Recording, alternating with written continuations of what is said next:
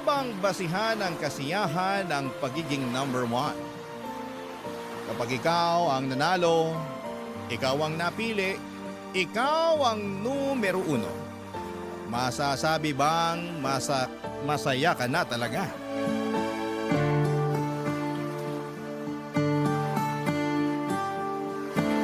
Dear Papa Dudut, naranasan nyo na ba yung hirap sa pakiramdam na mapasaya at makuha ang approval ng inyong ina?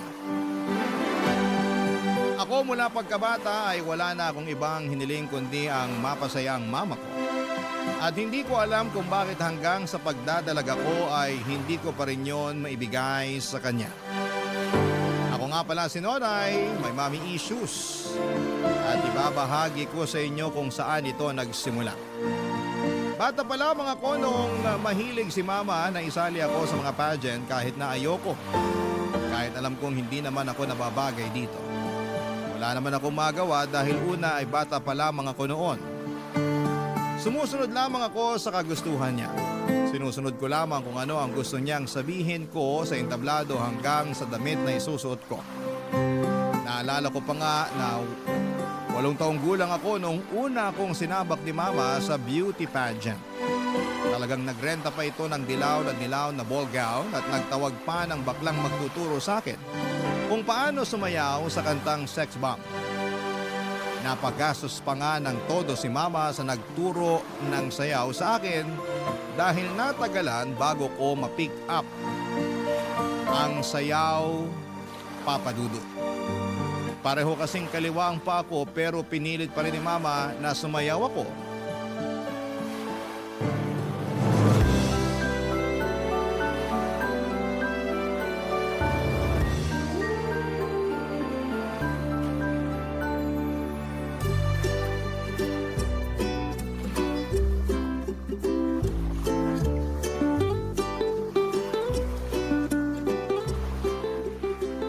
Basta, kahit magkamali ka, mali ka sa steps, okay lang yun.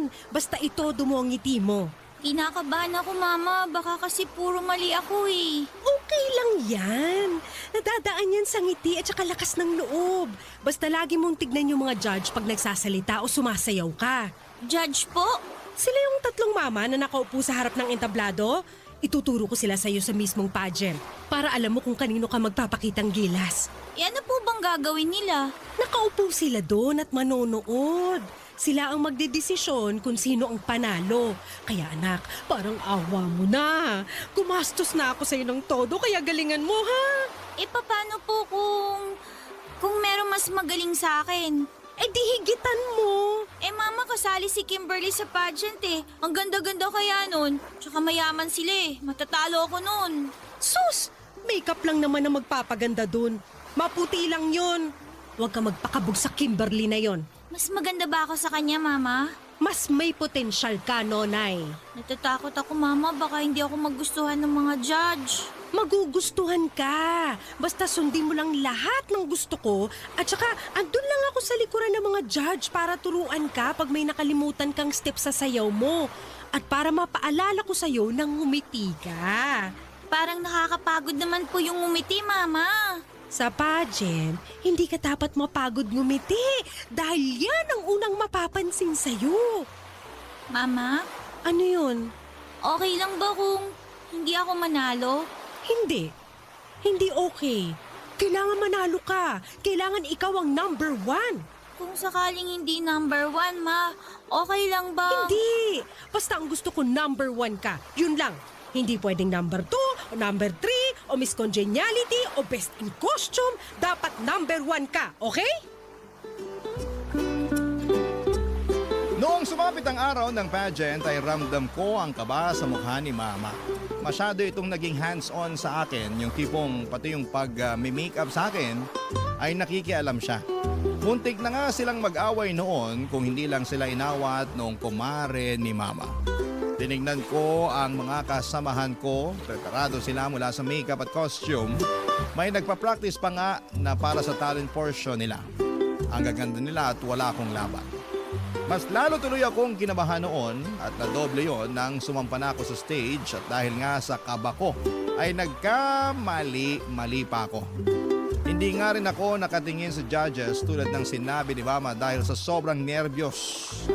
Naging palpak yun at narinig kong pinagtawanan ako ng ibang tao. Nung i-announce nila ang top 10 ay hindi man lang ako nakaabot. Sayang naman yung pinaghandaan kong confidence para sa Q&A, hindi naman pala ako makakasali doon. Galit na galit si Mama na hinila ako palabas ng tent kung saan nandun ang mga kasamahan ko sa pageant. Akala ko noon ay uuwi na kami pero nagulat na lamang ako nang lapitan nito ang isang judges habang naka-break sila ng 10 minuto.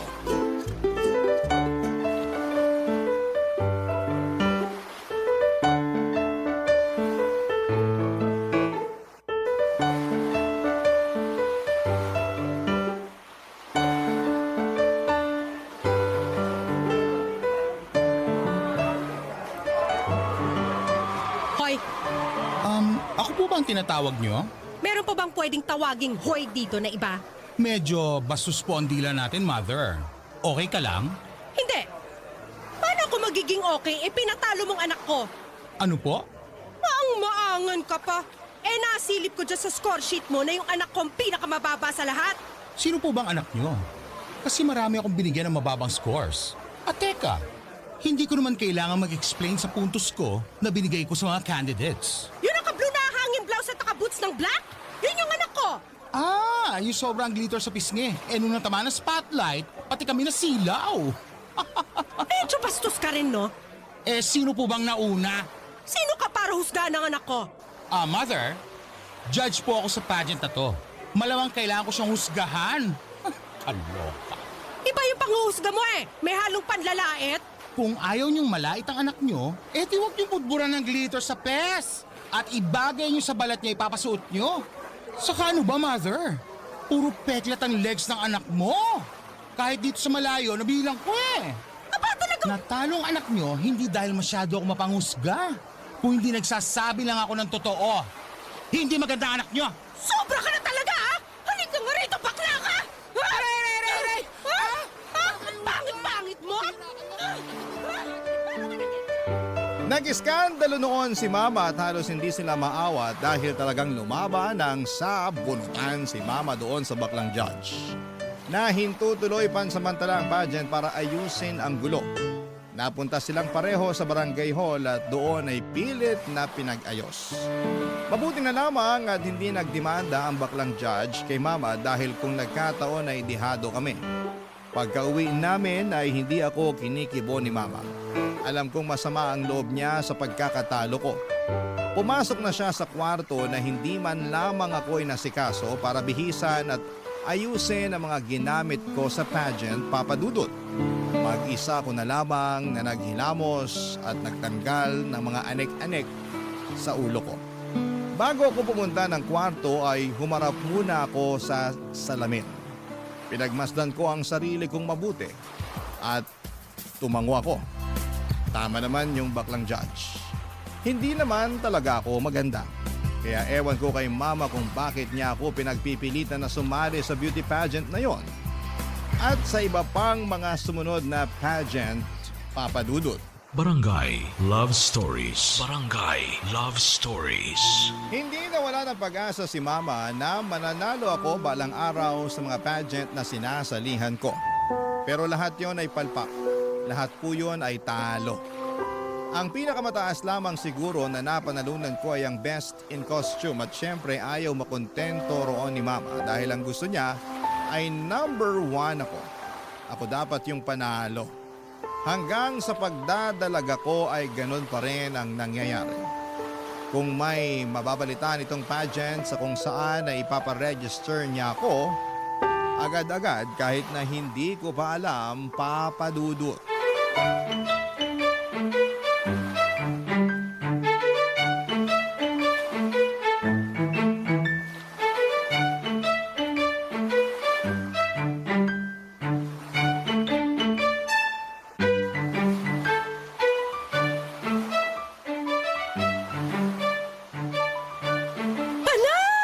Anak!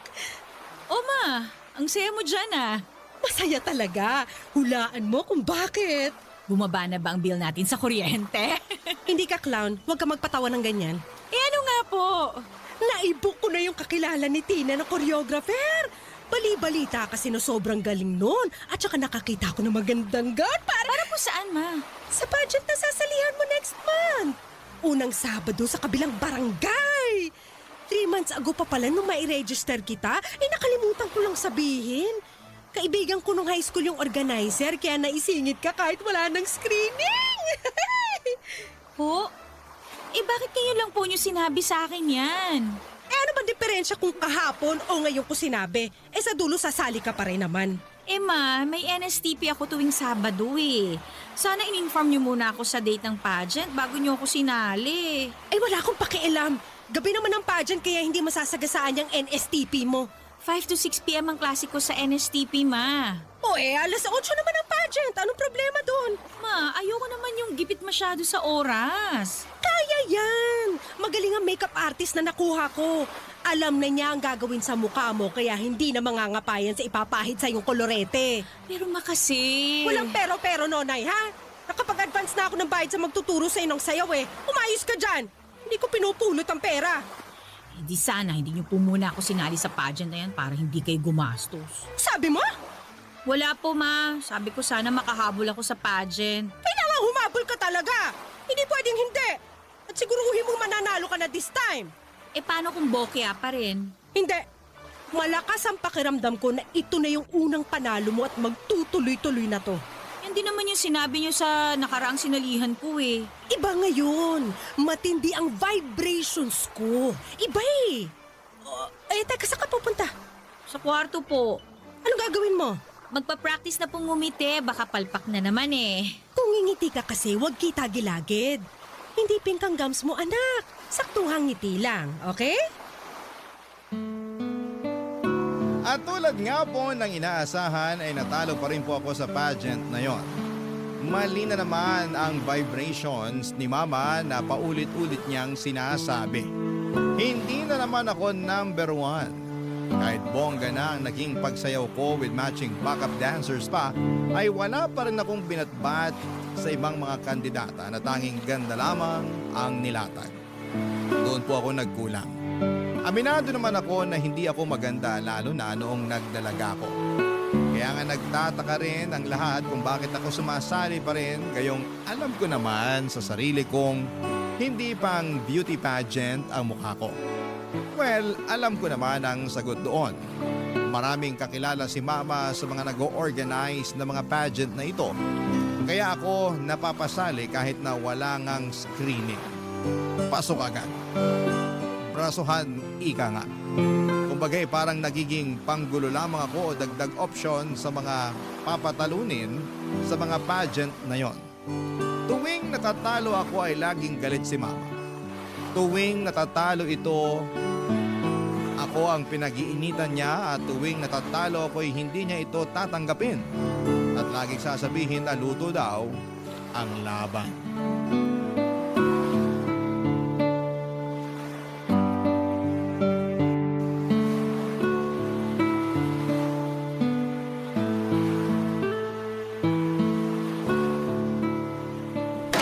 Luto ang laban! Ma, tanggapin na lang po natin, okay? Hindi! Ano tatanggapin? Kung nakita mo lang yung galing mo sa pagsasayaw kanina, iisipin mo mananalo ka talaga eh! Baka sa dance contest talaga ako dapat, ma. Huwag ka nagbibiro, hindi ako natatawa. Sorry po, ma. Yung isang judge doon, inaanak niya yung isang kandidata eh. Narinig ko tinawag siyang ninong before mag-start. Dapat pala sinabi ko yun sa organizer para hindi na umabante sa laban yung bruhang yun eh. At sana ikaw ang nakapasok. Ma, deserving naman po lahat ng mga nanalo eh. Ang gaganda kaya nila. Yung mga damit nila, alam mong mahal at pinaghandaan. Ultimo makeup, plakado. So anong point mo? Wala naman po. Hindi eh. Meron eh. May laman yung mga salita mo. Sabihin mo na. Ma, paano kung itigil na natin tong pagsali ko sa mga pageant? Kasi nakakapagod na eh. Nakakahiya na po talaga sa totoo lang. Wala na akong ibang inaasahan lagi kundi matatalo ako na nangyayari naman. Ma, hindi ata ako para sa pageant talaga eh. Nakita niyo naman ang mukha ko oh. Kahit niyo sa klase hindi uubra. Yan! Yan ang kulang sa'yo! Self-confidence! Masyado mo binababa ang sarili mo, kaya pagdating sa entablado, walang maramdamang aura sa'yo, mga judge. Yan ang dapat nating i-workout next time. Ma, hindi lang po self-confidence eh. Hindi po ako maganda. Hindi ako matangkad. Magpakatotoo na lang po tayo, Ma. Alam na alam nyo naman yan. Kahit mga makeup artist ko, alam yan eh. Hirap nga silang lapatan ng tamang makeup ang mukha ko kasi parang walang bagay eh. Ma, alam ko at okay lang yun. Hindi ako maganda, tanggap ko yun. Wala akong anak na pangit. Umayos ka dyan. Huwag mong sasabihin yan dahil nung dalaga ako, kamukha mo ko. Para mo na rin sinabing pangit ako. Eh, hindi naman sa ganun, Ma. Ang sa akin lang, baka oras na para tanggapin natin na hindi po talaga pang pageant ang beauty ko. Siguro, Ma, mas okay kung tatanggapin na lang natin. Ang dami ko nang sinalihang pageant, Ma, pero talaga... Hindi tayo titigil hanggat hindi ka nananalo at hindi ka number 1! Kinagulat ko po ang malakas na sampal na yon ni Mama. Maayos po ang pag-uusap namin, kalmado at parang nagbibiruan pa nga tapos bigla na lamang ako nitong sinampal. Hindi ako nakapagsalita noon. Alam kong masama lang ang loob nito sa naging resulta ng pageant. Malaki din kasi ang nagastos niya roon pero hindi naman niya kailangang gumastos pa kung papayag siya na ihinto na namin ang ilusyon niya na magiging number 1 ako sa mga beauty pageant. Malabo yon. Mapabilang nga lang sa top 10 sobrang labo na. Yung manalo pa kaya. Hindi pa rin nawala ng pag-asa si Mama na balang araw ay makakamit ko ang pagiging number 1. Hanggang sa isang araw, nakaisip ito ng plano kung paano ako mananalo. At totoo lang, Papa Dudut, natakot po ako para sa planong ito. Barangay Love Stories. Barangay Love Stories. Naisip ni Mama na iparetoke ako. Mula nang sinabi ko kasi sa kanya na hindi naman ako maganda ay tumatak na yon sa utak niya at ang nakita niyang paraan para manalo ako ay maging maaliwalas ang mukha ko ay ang magparitoke. Paano ba namin magagawa yon bukod sa makeup, di dapat talagang magparitoke, hindi ba? Hindi naman buong mukha, ilong lang ang pinapagawa ni Mama sa akin. Malaki na raw kasi ang epekto kapag ilong ang nabago. Kaya naman nangutang pa ito sa 2 Bombay para makakuha ng ipang paparitoke sa ilong ko. At syempre sa kanya lang ito sinabi sa akin nang makuha na niya ang pera na gagamitin.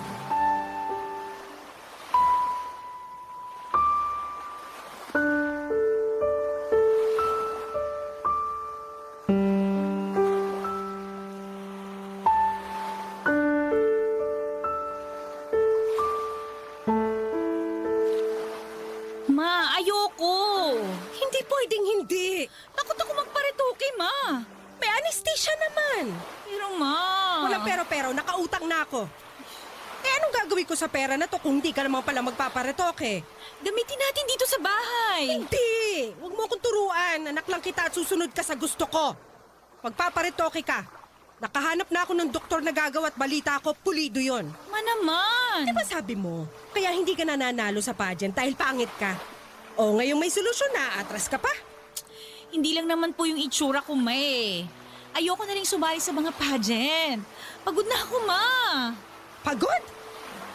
Sino ba sa tingin mo sa ating dalawang mas pagod? Ako na naglalakad lahat ng kailangan mo para sa bawat pageant na sasalihan mo at halos putulin ko na ang ngipin ko sa kakasigaw para makapuntos ka lang na malaki sa audience impact o ikaw na magpapakyut lang sa stage. Eh kasi naman, Ma, kayo lang naman kasi gusto mag-pageant ako eh. Sali nyo na lang ako sa ibang contest. Makakatipid pa kayo ng sobra. Sa beauty pageant lang kita gustong makita at wala nang iba. Hihinto ka muna next sem para makapag-focus ka sa pagpapageant. Ano po? Nabingi ka na sa kaartehan mo? Ang sabi ko, hindi ka muna mag-e-enroll next sem. Magpo-focus ka sa pagpe-prepare sa pageant. Lahat aayusin natin. Kailangan mong aralin lahat tungkol sa mundo ng pageantry after nang mapaayos ang ilong mo. Hindi ka rin lalabas ng bahay, ha? Para hindi na lalong masunog ang balat mo. Ma naman. Last sem ko na sa susunod eh. Baka naman pwedeng tapusin ko na muna yung para makagraduate na ako. Ayoko mahuli. Gusto ko na magmarcha. Isang sem na lang naman eh. Yun na nga po, May. Huling sem na. Bakit hindi niyo na lang po ko hayaang tapusin yun? Dahil hindi ka na bumabata. At alam mong may age limit ang pagpapageant. Ang pag-aaral, mababalikan mo pa yan. Pero yung pagpapageant, may limitasyon yan. Isang sem na lang naman yan. Madali na lang yan balikan. Ang importante ngayon ay maging handa ka sa pageant at sisiguraduhin kung number 1 ka na after nito. Naintindihan mo? Pero ma... Naiintindihan mo. Yes, ma. Very good! Para na lamang akong robot na sumunod sa gusto ni Mama. Sa unang pagkakataon ay naramdaman kong bumigay ang lahat sa sarili ko at hinayaan na lamang si Mama na patakbuhin ako. Yes, Mama. Oo, Ma. Sige, Ma. Yan na lamang ang mga paulit-ulit kong sinasabi sa kanya kapag may nais siyang ipagawa sa akin. After niyang maparitoke ang aking ilong ay namahinga ako ng almost a month ay na rin sa sinabi ng doktor. At habang nagpapahinga ako ay si Mama naman ang nag-aayos ng lahat ng kakailanganin ko para sa pag-iensayo ko. Nag-research ito ng mga videos ng mga beauty pageant na dapat ko raw gayahin. Pati mga damit ng mga kandidata ay nag-print din ito para mapatahin na lang daw sa kanyang kakilala para sa pagsaba ko. Hinanap nito ang mga tamang kulay para sa akin dahil noong mga nakaraan ay aminado naman siya na hindi bagay lahat ng kulay na pinili niyang ipasuot sa akin. Naghanap na rin siya ng mga makeup artist na alam niyang mamamagic ang mukha ko. Sabi naman niya ay maliit na bagay lang ang gagawin ng mga nagmi-makeup sa akin dahil ilong ko na ang lalaban. Noong gumaling na ang ilong ko ay sinabak ako ni nanay sa pagtitrain para sa paglalakad. Hirap ako dahil may dahil sa hirap talaga ako maglakad gamit ang may takong. Pero gumawa kami ng paraan para hindi yon mahalata kapag naglalakad ako. Nag-hire ng panibagong koryo si Mama para turuan ako ng sandamukal na sayaw para may imbak daw kami. Sobrang pagod na ako, Papa Dudut, pero hindi ako makahindi dahil ito ang kagustuhan ni Mama. Ginagawa ko na lang yon dahil wala namang pag-asang pumayag siya na itigil na namin yon. Pinagbigyan ko siya at ginalingan ko sa unang pageant na sinalihan ko after kong mag-training at Papa Dudut, nanalo po ako. Sa unang pagkakataon ay number 1 ako.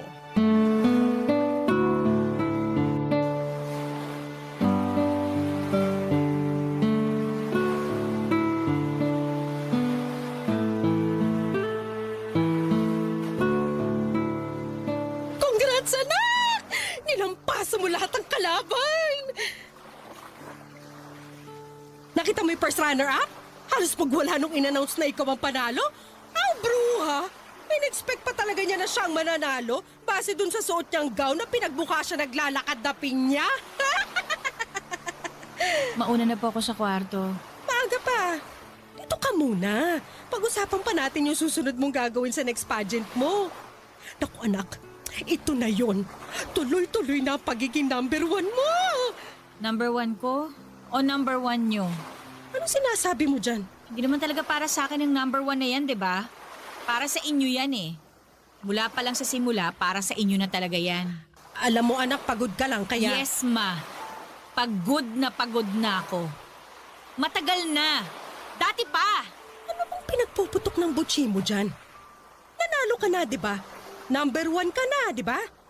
Bakit parang ang sama-sama pa ng loob mo?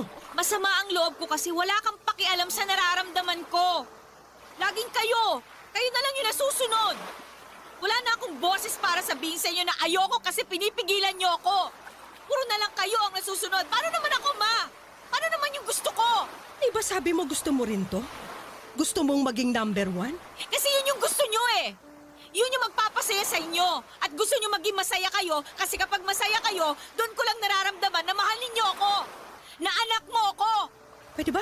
Bukas na lang natin to pag-usapan. Masyado ka lang emosyonal dahil first time mong manalo. Pumunta ka na sa... Hindi, Ma. Pag-usapan natin to ngayon para matapos na. Tagal ko na nahimik eh. Ang tagal kong pinagbigyan kayo. Balato nyo na sa akin to. Ano ba talagang gusto mo mangyari, ha? Maging masaya kayo para sa akin kahit hindi ako yung number one. Mahalin niyo ako kahit hindi ako yung number one. Hindi ka pwede maging masaya kung hindi ka number one. Bakit hindi? Kasi alam ko ang pakiramdam na hindi number one. Alam ko yung pakiramdam na pangalawa na lang lagi sa lahat. Nung bata ako, lagi ako na ikukumpara sa kakambal ko. Sa tiyahin mo. Lagi akong pangalawa sa kanya mula sa talino hanggang sa ganda. Pareho kaming sinasali sa mga pageant ng lola mo. At kahit halos magkamukha kami, siya pa rin yung nananalo. Ma, hindi ko po... Pag-uwi ng bahay, sisirain ng lola mo yung gown na suot ko dahil sa sobrang galit. Habang suot-suot ko yon.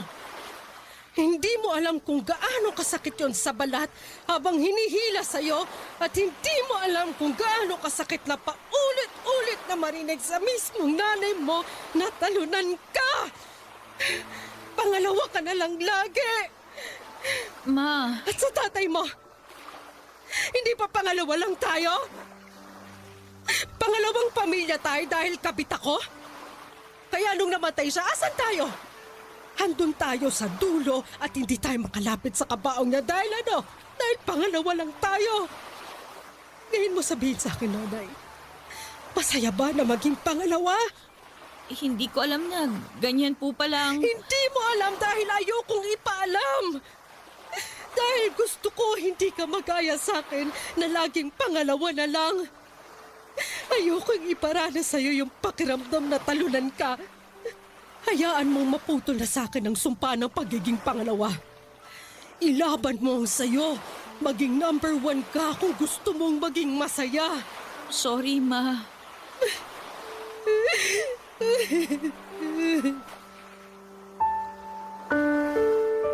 Papa Dudut, hindi ko po alam kung paano lalapitan noon si Mama matapos itong umiyak sa unang pagkakataon.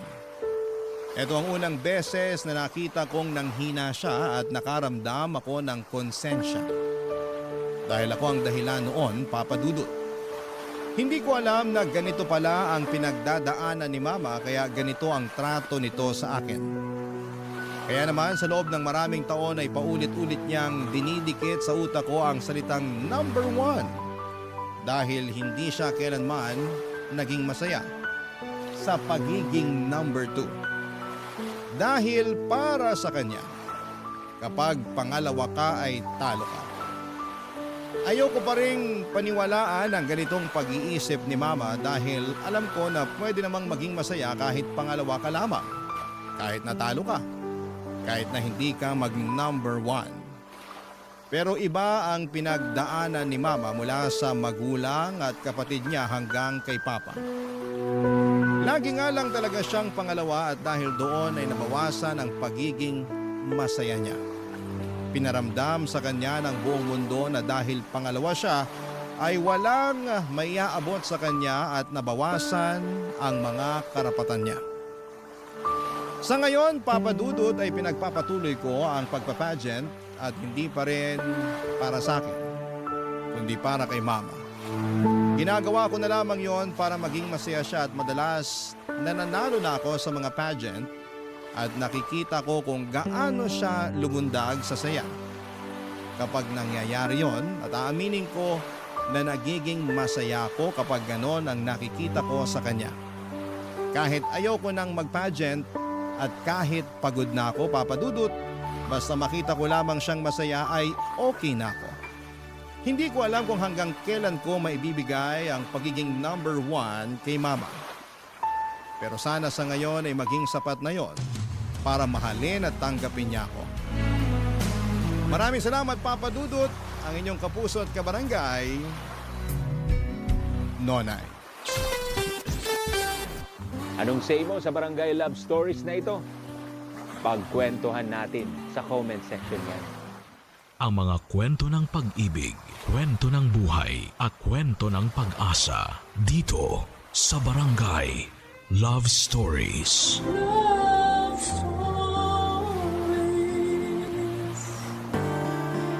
Mahirap pumili kung saan ka liligaya, lalo na kung may isang masasaktan. Pero sa bawat desisyon ay may kapalit na aral na magtuturo sa atin kung paano maging totoo sa sarili. Ikaw, kabarangay, pipiliin mo ba ang taong mahal ka o ang taong mas nakakaunawa sa iyo?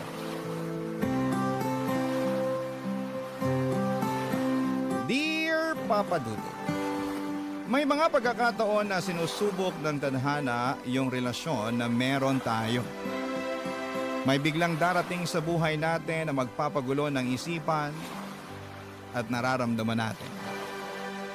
At magpaparealize kung totoo bang masaya pa tayo sa buhay na meron tayo. Magandang tanghali po sa inyo at sa ating mga kabarangay na kagaya ko ay palaging bukas ang radyo sa ganitong oras para makinig sa inyong programa. Tawagin niyo na lamang po ako sa pangalang Mika. 27 years old at nagtatrabaho sa isang lending company. Sumulat ako hindi lamang para magkwento kung hindi ay para humingi na rin po ng payo. At umaasa ako, Papa Dudut, na matutulungan ninyo ako at ng ating mga kabarangay sa kung anuman ang pinagdadaanan ko. Papa Dudut, nagkakilala kami ng boyfriend kong si Aldrin sa dati kong pinagtatrabahuhan. Naging close kami hanggang sa maging kami na nga pong dalawa. Nagpatuloy ang relasyon namin kahit na magkaibang kumpanya na kami nagtatrabaho. Makalipas nga ang 2 taon ay nag-decide na kaming magsama sa iisang bubong.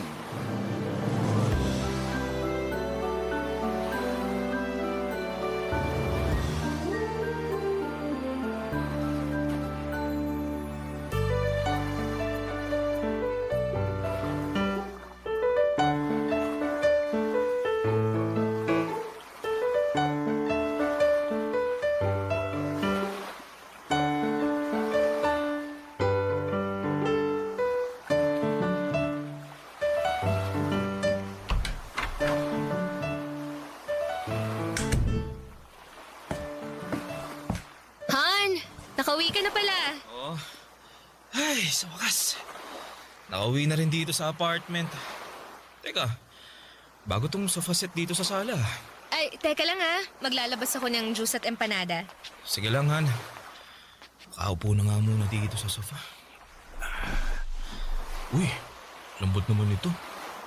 Parang sarap matulog dito. Hindi ko binili yung sofa na yan para iwanan mo kung mag-isang natutulog sa kama natin sa kwarto, no? Joke lang naman yon. Siyempre, mas gusto pa rin kitang katabi sa kwarto, no? Ay, eto na nga pala yung juice at chicken empanada na merienda mo. Uy, thank you, Han. Sakto kasi nagugutom na rin ako, eh. Sarap nitong empanada. Saan mo nabili to, Han? Anong saan ko binili? Ako ang gumawa ng empanada na yan, no? Pwede nga. Aba, ayaw mo pa talagang maniwala, ah. Baka gusto mong silipin yung kusina para makita mo ang mga kalat ko dun. Dahil sa paggawa ko ng mga empanada na yan. Ito namang hani ko, hindi ka mabiro. Alam ko namang ikaw lang ang makakagawa ng ganito kasarap na empanada sa buong mundo, eh. Oo, ha? Buti, hindi ka masyadong ginabi ng uwi ngayon, Han. Oo, di na muna ako nag-overtime. Medyo traffic nga lang kanina pero mas maaga ako nakauwi ngayon kumpara kahapon, no? Bakit pala bigla mong naisip bumili ng bagong sofa para dito sa sala natin? Nakakuha kasi ako ng malaking incentive sa opisina. Sakto na nakita kong nakasale tong sofa. Tapos mukha pang sobrang komportable na upuan tsaka higaan. Kaya binili ko na. Ano, nagustuhan mo ba? Ba, oo naman. Surprise ko yan para sa'yo. Kasi sinurprise mo ako sa oven na binili mo para sa akin nung nakaraang buwan. An, di ba naman kailangan na suklian yung mga binibigay ko para sa'yo? Alam ko naman yun. Gusto ko lang din talaga na magkaroon ng bagong sofa dito sa sala natin. Tsaka karamihan kasi sa mga gamit natin dito sa apartment, ikaw ang bumili eh. Oh, ano naman kung ako ang gumastos o bumili sa mga yon? Sinabi ko naman sa'yo dati pa, di ba? Lahat ng bibilin kong gamit, gamit mo na rin. Kasi magkasama na tayo sa iisang bahay. Mag-asawa na nga tayo halos sa mga mata ng ibang tao eh. Kasal na lang talaga ang kulang sa ating dalawa. Pakakasalan mo naman ako, di ba? Ano ba namang klaseng tanong yan? Oo, hindi lang naman ang sagot sa tanong ko eh. Tinatawanan mo pa ako. Kahit hindi mo itanong yan, alam mo naman na kung ano ang sagot. Nag-iipon lang ako ng konti at pagkatapos, pakakasalan na kitahan. At magiging totoong mag-asawa na tayo sa mga mata ng ibang tao, ng batas at ng Diyos. Papadudot, masasabi ko na responsableng tao si Aldrin. Totoo nga yung sinasabi nila na mas makikilala mo ang isang tao kapag nakasama mo na siya sa isang bubong. At nangyari yon sa aming dalawa. Wala akong naging pagsisisi sa bagay na yon. Kasi noong mga panahon na yon ay wala siyang ibang pinakita sa akin kung hindi puro kabutihan lang. Mula sa mga gawaing bahay na mas masipag pa siya kesa sa akin, hanggang sa mga gastusin na madalas na nanggagaling sa bulsa niya. Hindi naman nagkakalayo ang sweldo naming dalawa, pero mas gusto niya na siya ang gumagastos para sa apartment namin. Kaya lang nagbago ang lahat mula nang ma-promote si Aldrin sa trabaho niya. Naging mainitin ang ulo niya dahil sa trabaho na madalas niyang nadadala sa apartment. Naging dahilan yon ng madalas naming pagtatalo. Hanggang sa dumating sa puntong nagdesisyon muna akong umalis ng apartment at nakituloy sa bahay ng isang kaibigan ko para magpalamig ng ulo, Papa Dudut.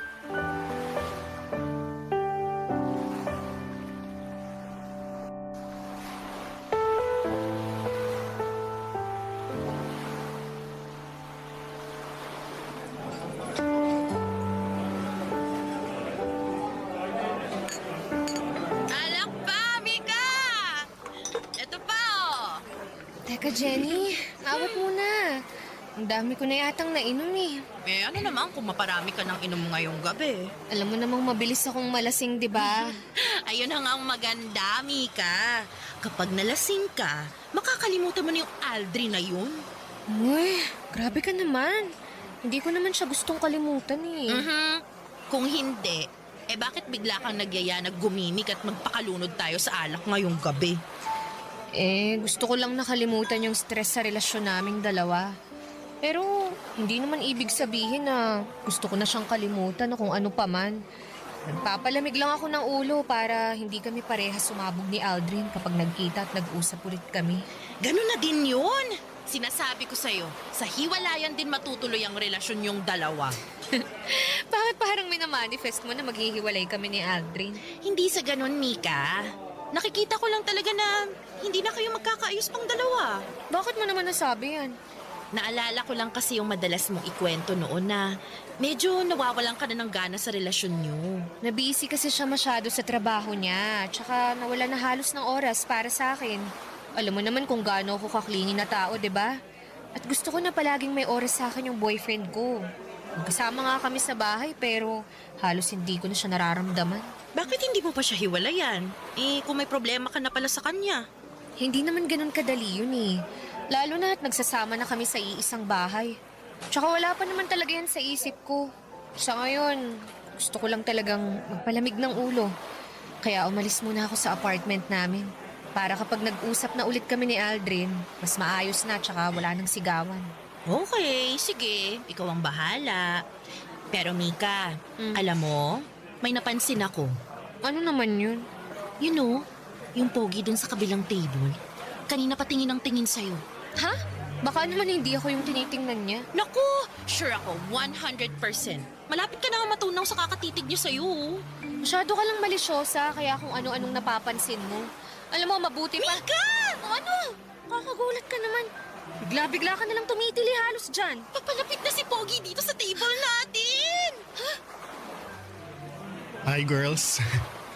Iniwan na kasi ako ng mga kasama ko eh. Okay lang ba kung makashare muna ako ng table sa inyo? Don't worry, harmless ako. Kahit hindi ka pa harmless, welcome ka dito sa table namin. Jenny! Charot lang! I'm Jenny nga pala. And you are? Justin, Nice meeting you, Justin. nice meeting you din, Jenny. What about you, miss? Okay lang ba na malaman ko rin ang pangalan mo? Mika. It's Mika. Nice meeting you, Mika. Kuha lang ako ng drinks, ha? Maiwan ko muna kayo. Jenny! Okay lang yan, Mika. Harmless naman daw tong si Justin, kaya siya na munang bahala sa'yo. Diba, Justin? Oo, ako na munang bahala sa kanya. Maingat naman ako pagdating sa babae kaya wala kang dapat na alalahanin sa akin. Papa Dudut, kagaya ng sabi ko kanina ay maayos naman na karelasyon si Aldrin. Wala akong marereklamo sa kanya dahil ginagawa niyang lahat para sa akin at sa relasyon namin. Palagi siyang naglalaan ng oras para kahit makapag-date kami. Isang beses sa isang linggo ay magagawa niya. Ang sabi niya pa nga noon ay hindi porke magkasama na kami sa bahay ay hindi na kami gagawa ng ibang magandang memories sa labas. May pagka-outgoing na tao pa naman siya at siya palagi ang nagyayaya na puntahan namin ang mga lugar na hindi pa namin napupuntahang pareho. Nagsimula lang talaga ang pagbabago niya nang ma-promote siya sa trabaho. Hindi na kami masyadong lumalabas para mag-date. Late din siyang umuuwi ng apartment dahil sa mga overtime niya at madalas na mainit ang ulo niya kapag magkasama kaming dalawa. Dinadala niya rin kasi hanggang sa apartment ang mga trabaho niya. Buti sana kung trabaho lang, pero pati yung stress, nadadala niya. Papadudot yon ang naging dahilan para magsimulang tumabang ang relasyon naming dalawa.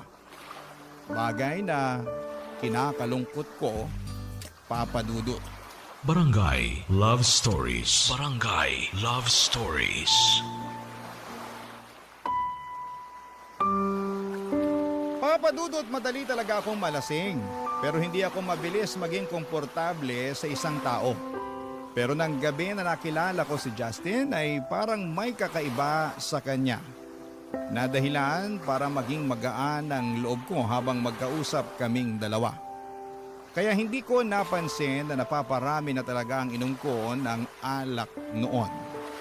Siguro kasi ng mga oras na yon ay nagsimula nang lumabas yung stress sa relasyon namin ni Aldrin na naipon noon sa dibdib ko.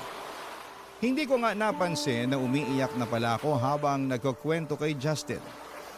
Basta naramdaman ko na lamang na parang lumulutang ako pero gumagaan naman ang pakiramdam ko. Ganon talaga siguro kapag nailalabas mo na yung nararamdaman mong bigat at sama ng loob. Kahit papaano, Papadudod, ay nakakahinga ka na ng maluwag. Pagkatapos noon, naalala ko na niyaya ko pa siyang sumayaw si Justin. Kasi gusto ko talagang i-enjoy ang mga oras na yon. Yung mga oras na alam kong para sa sarili ko, Papadudot.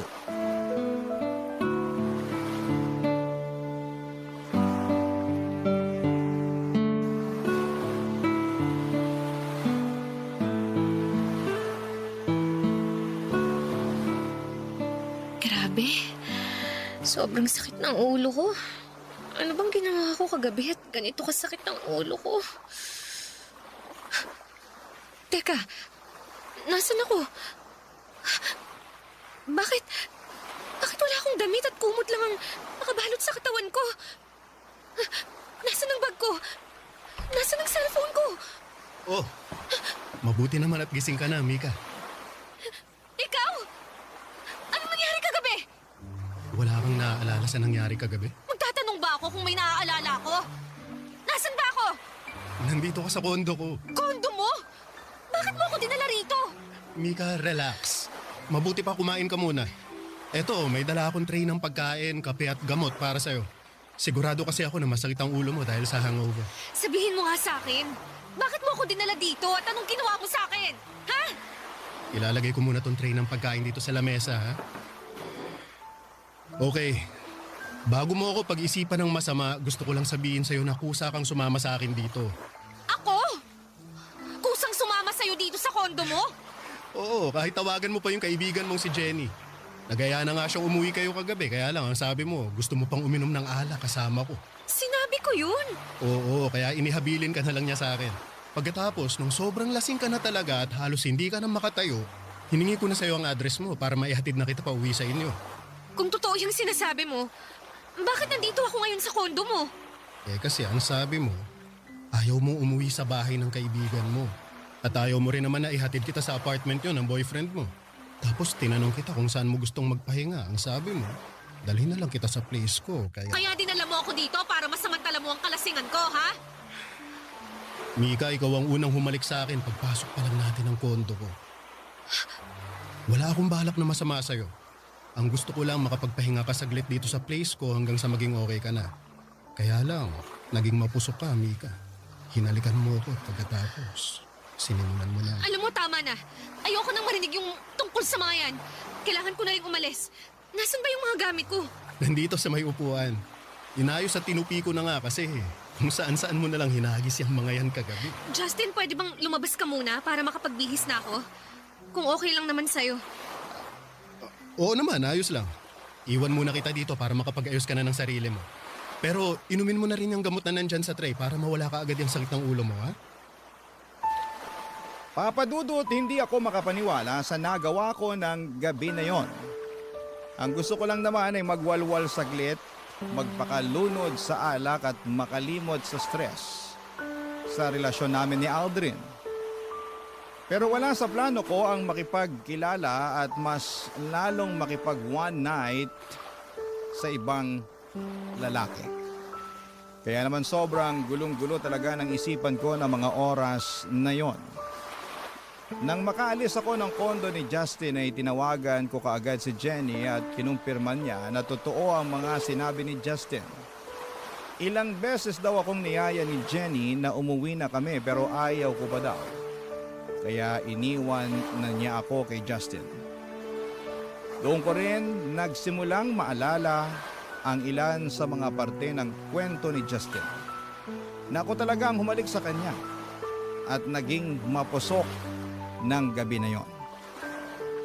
Isang linggo pa ang lumipas ay nag-decide na akong umuwi ng apartment namin ni Aldrin. Nag-usap po kami ng masinsinan at ng araw na yon ay nagkaayos din kaming dalawa. Papa Dudut.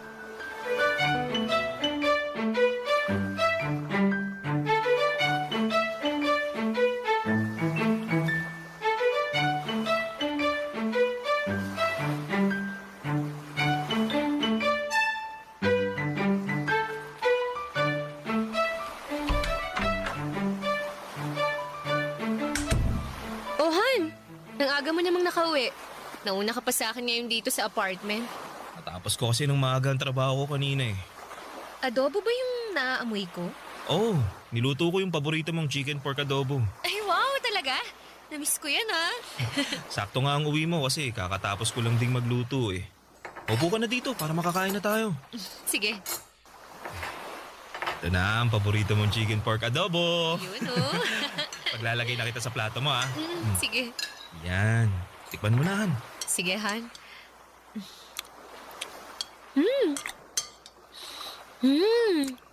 The best pa rin talaga yung luto mo. Sira na naman ang diet ko ngayong gabi. Di ba naman kailangan mag-diet kasi sobrang sexy mo pa rin sa paningin ko. Bolero ka talaga kahit kailan. Kahit kailan hindi kita binola ha. Lahat ng sinasabi ko sa'yo, totoo yun Han. Oh, kita pang kanin. Thank you, Han, ah. Ay, oo nga pala. Holiday na next week. Saan mo gustong pumunta? Sakto, anniversary natin yun. Sa malapit na lang siguro Han. Kahit mag 2 days staycation na lang tayo. Bakit 2 days lang? Naka-long weekend tayo pareho, di ba? Eh wala kasi kaming long weekend eh. Cancelled yung dapat na vacation leave namin next week dahil may mga report kami na kailangan tapusin. Pero triple pay naman yun kaya okay na rin. Hindi yun okay. Kasi ngayon lang tayo hindi makakapag out of town sa anniversary natin. Pasensya na talaga Han. Pero makakabawi naman ako next month. Pwede na ulit kaming makapag-vacation leave nun.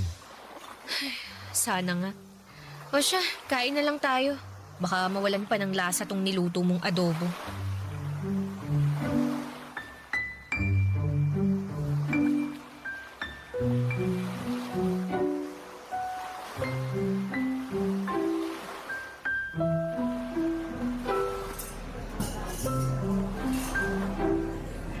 Ay, ang tagal naman ni Jenny. Kanina pa ako naghihintay sa kanya dito sa coffee shop eh. Mika, Justin? sabi na ikaw yan eh. Sinong hinihintay mo? Boyfriend mo ba? Hindi. Si Jenny. May usapan kasi kaming magkikita kami ngayon dito sa coffee shop. Ang tagal nga niya eh. Okay lang ba kung makashare muna ako ng table habang hinihintay mo siya? Oo naman. Thank you. Oh, kumusta ka naman? Ayos lang. Ikaw, kumusta ka? Ayos lang din. So, nagkaayos na kayo ng boyfriend mo? Oo. Doon na rin ulit ako nag-i-stay sa apartment namin. Mabuti naman kung ganun. Mika, sorry dun sa nangyari sa atin last time. Alam mo, na-realize ko na tama ka sa sinabi mo. Parang nasamantala ko nga yung kalasingan mo nun. Dapat hindi ko hinayaan na madala ako sa ginawa mo kasi lasing ka lang naman ng mga oras na yun. Ayos lang yun. May kasalanan din naman ako eh. Dapat hindi ako uminom ng marami at nagpakalasing kasi hindi ko talaga nakokontrol ang sarili ko. Kaya pasensya na rin kung nagkalat pa ako sa kondo mo. Hindi ka naman nagkalat doon. Umalis ka pa nga kaagad pagkatapos mong magbihis eh. Sa totoo lang, Justin, nahihiya ako sa ginawa ko kaya umalis na lang kaagad ako nun. Pero thank you pa rin kasi inasikaso mo ako hanggang sa umagang yun.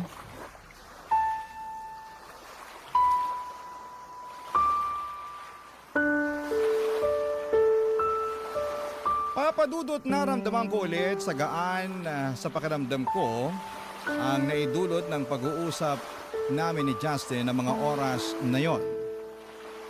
Sa totoo lang, pagkatapos ng huling pagkikita namin ay may mga oras na hinahanap-hanap ko siya. Hindi ko lang ini-entertain yung nararamdaman ko na yon kasi alam ko na mali talaga.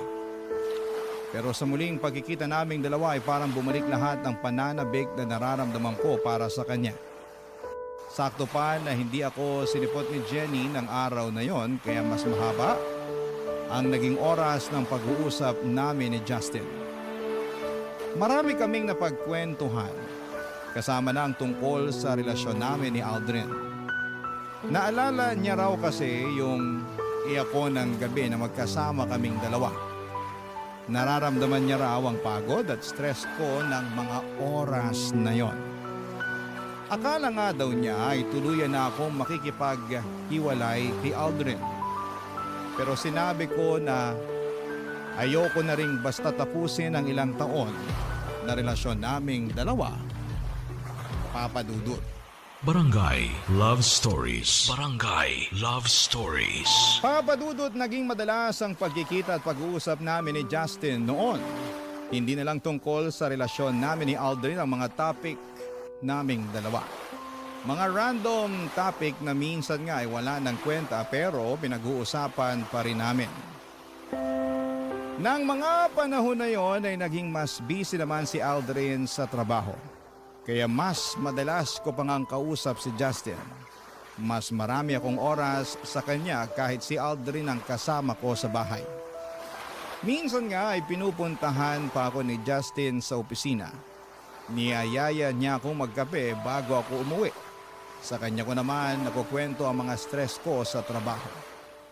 Doon ko nagsimulang maramdaman na nagsisimula ng magkaroon ng espasyo si Justin sa puso ko.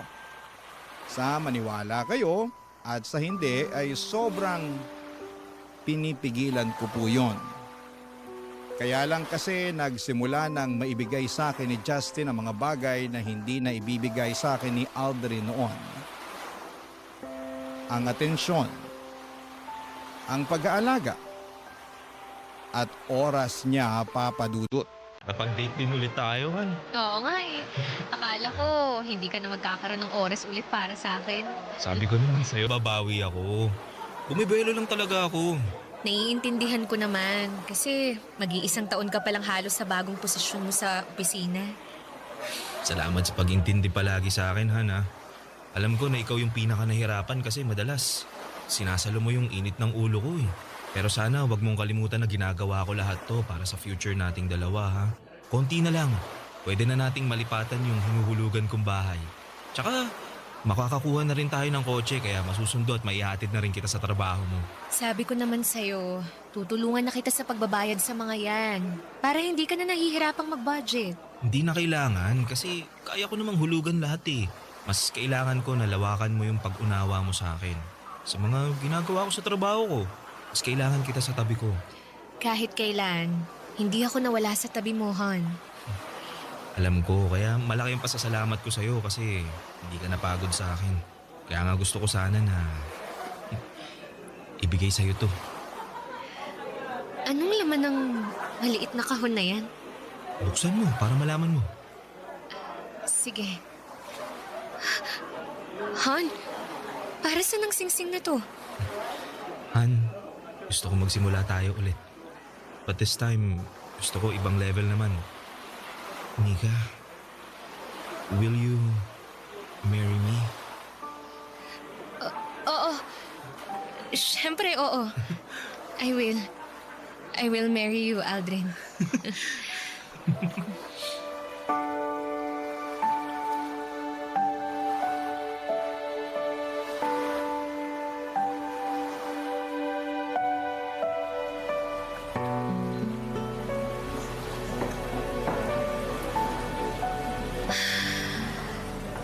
Oh, bakit ang lalim naman ng buntong hininga mo? Tapos, kanina mo pa tinitingnan yung engagement ring mo. Wala lang. Wala lang, pero kanina ka pa napapatulala dyan. Magkwento ka na, dali. Makikinig ako. Anong chika yan, girl, ha? Wala naman akong chika, Jenny. Pwede nga. Oo nga. Okay lang naman ako. Okay. Sige, sabi mo eh. Ako na lang ang magtatanong para may pagchikahan tayo. Bakit parang hindi ka masaya na ikakasal ka na? Ha? Bakit mo naman natanong yan? Eh, halata kasi sa mukha mo habang nakatitig ka dyan sa engagement ring mo. Tsaka, hanggang ngayon nga hindi mo pa rin pinopost o di kaya sinostory man lang sa social media yan eh. Kaya aminin mo na sa akin, may gumugulo talaga ngayon sa isipan mo, no, Mika? Sige na nga. Sasabihin ko na ang totoo. Eh, Jenny, para kasing hindi na ako sigurado kung gusto ko pa ba talagang magpakasal kay Aldrin eh. Ayan na nga bang sinasabi ko? Matagal ko nang nararamdaman yan. So, nahuli mo na ba siyang may ibang babae kaya ayaw mo nang ituloy ang kasal? Walang ganyan, Jenny. Kahit kailan, hindi ako niloko o sinaktan ni Aldrin. Ah, okay. Eh, bakit biglang nagbagong isip mo? Hindi ko na kasi nakikita yung sarili ko na siya yung kasama ko habang buhay eh. Pakiramdam ko kasi hindi niya na ako maaalagaan ng maayos. Masyado siyang focus sa trabaho. Oo, alam ko na para sa aming dalawa din yun. Para sa akin o sa future namin. Pero hindi lang naman kasi yun ang kailangan eh. Kailangan ko rin ng presence ni Aldrin sa buhay ko. Gusto kong maramdaman na nakafocus siya sa akin at hindi lang sa future naming dalawa.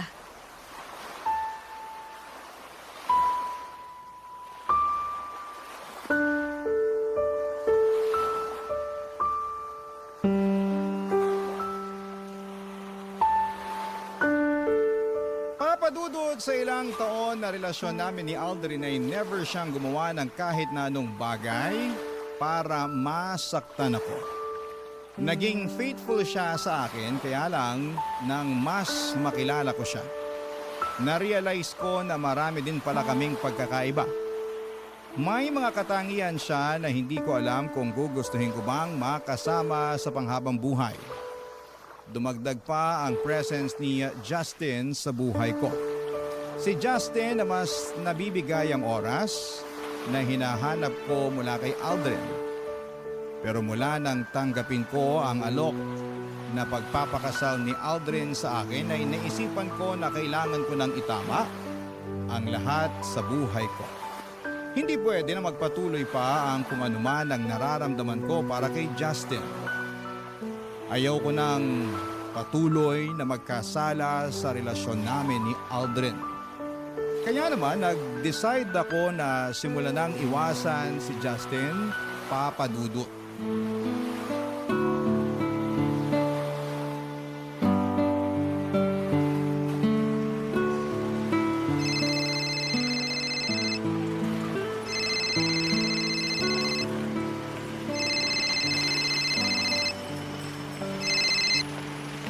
Oh, Han, napatawag ka. Itatanong ko lang kung pauwi ka na. Oo, kakalabas ko lang ng opisina namin. Bakit? Malilate kasi ako nang uwi sa apartment eh. May meeting pa ako ng 7 o'clock mamaya. Ah, ganun ba? Pasensya ka na ha. Hindi kita masasabayan na mag-dinner. Ayos lang yun, Han. Nag-order na nga rin pala ako ng food para sa dinner mo. Pinakiusapan ko na lang yung kapitbahay na i-receive yung order kapag wala ka pa. Thank you, Han. Pero dapat hindi mo na ginawa yun.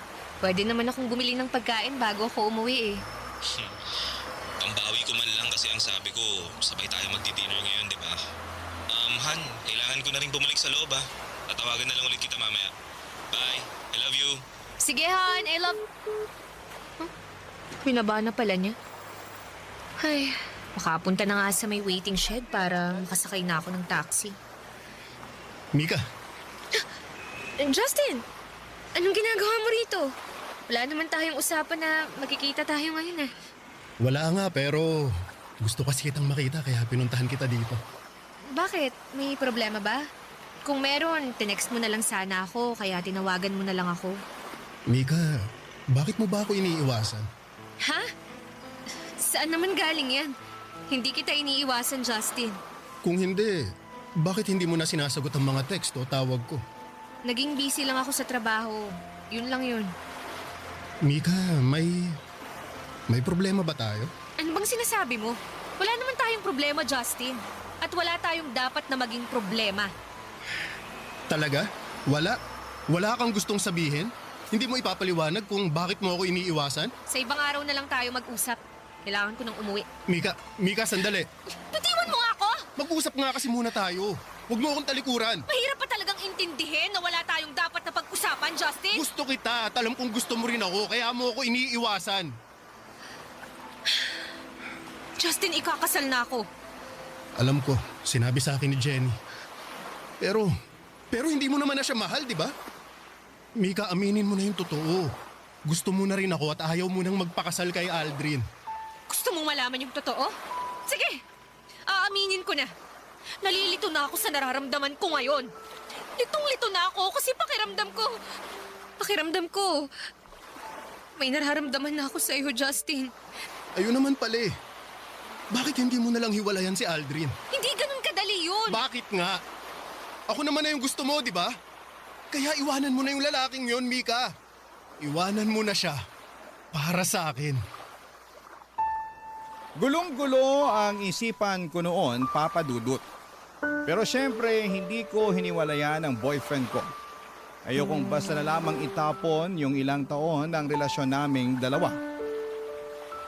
Aldrin is a very responsible partner and a good provider. Sadyang hindi lang siya perpekto at may kaunting pagkukulang. Ang pagkukulang na natagpuan ko kay Justin. Sa totoo lang kasi ay mas napupunan niya ang emotional needs na kailangan ko. Para bang hindi ko na kailangang magkwento sa kanya o sabihin kung ano man ang problema ko.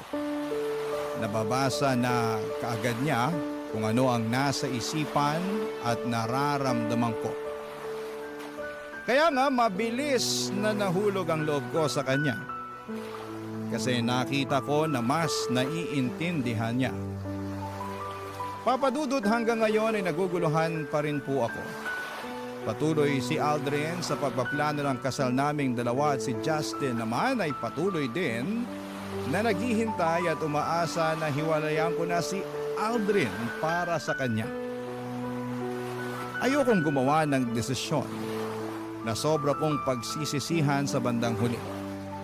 Hindi ko rin alam kung paano pipili sa kanilang dalawa. Dahil alam ko na merong isang masasaktan sa desisyon na gagawin ko. Hanggang dito na lamang po muna ang sulat ko at sana'y makarinig o makabasa ako ng mga komento sa ating mga kabarangay na makakatulong sa kung anuman ang pinagdaraanan ko. Ang inyong kapuso at kabarangay, Mika. Nalilito pa rin sa live ang ating kabarangay. Ano kaya ang maipapayo mo sa kanya? Ibahagi mo yan sa ating comment section para mabasa rin niya.